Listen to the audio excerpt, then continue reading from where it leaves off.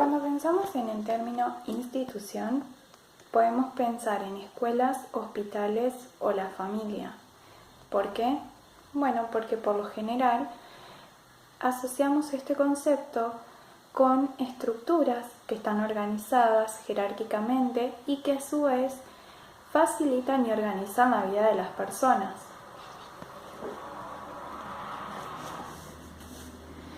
Muchas de ustedes ya dijeron que nosotros estamos atravesados por las instituciones y esto es real. El aporte que nosotros podemos hacer a partir de la lectura es que las instituciones y los sujetos se requieren mutuamente, es decir, se constituyen y construyen al mismo tiempo. ¿Por qué? Bueno, porque no podemos pensar en instituciones sin sujetos ni tampoco en sociedades que no tengan instituciones. Hay algunas instituciones que no podemos evitar transitar.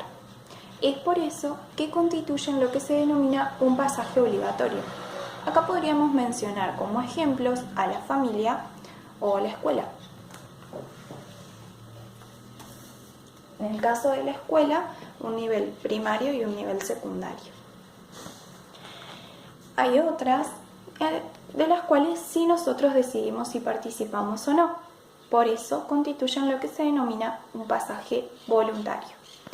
Por ejemplo, nosotros podríamos decidir si queremos pertenecer a un determinado partido político, si queremos pertenecer a alguna iglesia, a algún club deportivo, o también si queremos seguir formándonos para algo.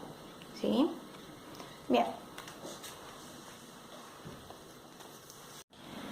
Una de las características de toda institución es que en ellas existen normas, reglas o leyes que garantizan el correcto funcionamiento de la misma, a su vez que les permiten cumplir con el objetivo específico para el cual esta institución fue creada. Por su parte, la ley tiene un doble carácter. Por un lado, delimita y por el otro lado protege. Es decir, por un lado me dice hasta dónde puedo llegar y por el otro me brinda cierta seguridad. Cuando yo tengo algún inconveniente dentro de la institución, puedo recurrir a la ley para ver de qué manera puedo defenderme.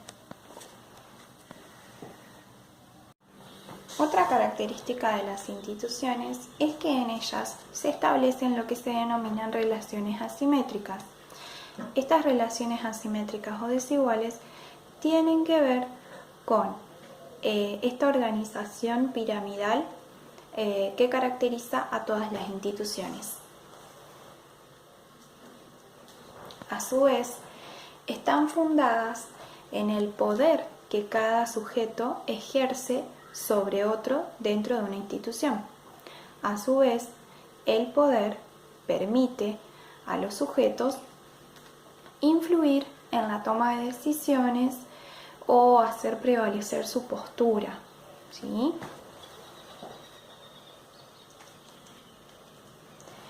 Existe lo que se denomina fuentes de poder. Yo acá seleccioné algunas. Una fuente de poder es el conocimiento de la normativa, la posesión de los medios de sanción, ya sea para premiar o castigar, la legitimidad que emana de la autoridad formal y la experiencia, entre otras. Acá, cuando hablamos de experiencia, ¿sí?, podríamos pensar en un ejemplo. Cuando nosotros vamos a hacer nuestras prácticas docentes a las escuelas y estamos pensando en una propuesta, generalmente lo que hacemos es mostrársela a nuestra coformadora para ver qué opina, que nos aconseje, ¿no? Bueno, esto tiene que ver porque más allá de que ella sea la docente, es ella la que tiene más experiencia trabajando con este grupo y a su vez los conoce y sabe cómo pueden llegar a reaccionar frente a diferentes tipos de actividades, ¿sí? Entonces, en este caso, la experiencia de ella para nosotros es muy importante y constituye, por supuesto, una fuente de poder. Como hablábamos recién, estas relaciones asimétricas o desiguales también dan origen a lo que son puntos de clivaje. Siempre hablando de relaciones, ¿no? Estos puntos de clivaje son puntos frágiles o débiles, ¿sí? Que cuando se rompen generan conflictos. Un primer punto de clivaje puede ser el que se da entre los agentes de las instituciones o representantes de los intereses de las instituciones y los usuarios, es decir, aquellos actores a los que se les pretende imponer una cierta normativa o disciplina, ¿sí? Y acá podríamos pensar en los docentes y, no sé, las familias, los alumnos, ¿sí?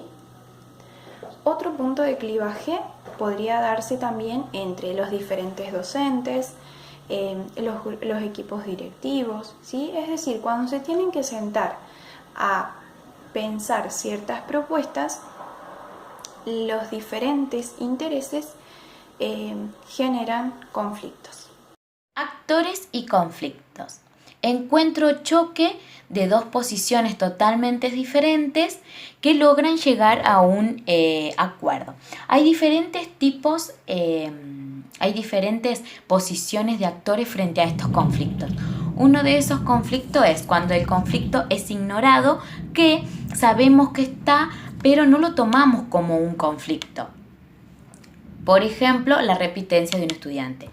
Cuando el conflicto se elude, es cuando nosotros vemos, pero tratamos de esquivarlo, no hacemos nada al respecto, pero tratamos de que quede ahí.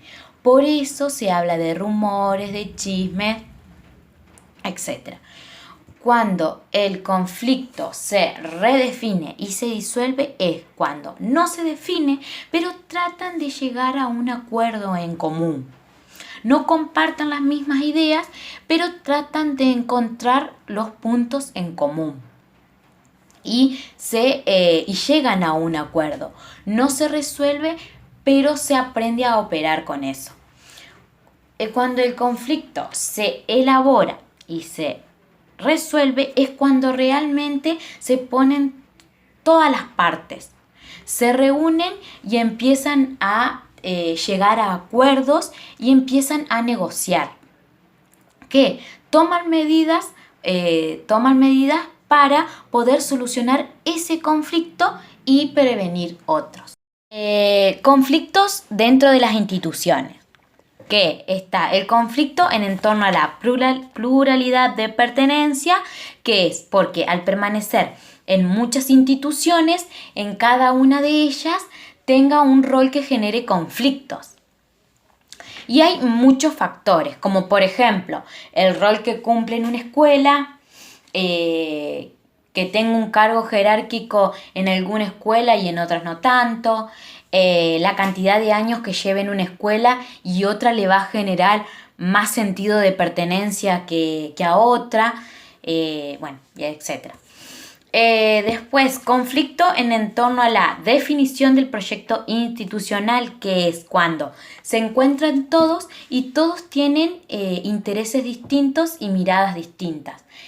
Cuesta llegar a un acuerdo, pero es ahí, sin embargo, cuando tienen que intervenir el contrato funcional para que se creó la escuela. Después está el conflicto en torno a la operacionalización y concreción del proyecto educativo, que es cuando se trata de conflictos que pueden llegar a surgir entre los actores, que esos actores son los docentes, los directivos, los supervisores, a la hora de armar el proyecto institucional, que es la cara de la escuela, que me dice los objetivos de la escuela y las normas que siguen en la escuela. Y por último está el conflicto en torno a la autoridad formal y la autoridad funcional, que entre la autoridad formal y la autoridad funcional son aquellas cuya legitimidad emanan de las normas prescriptas y que con estas se generan conflictos.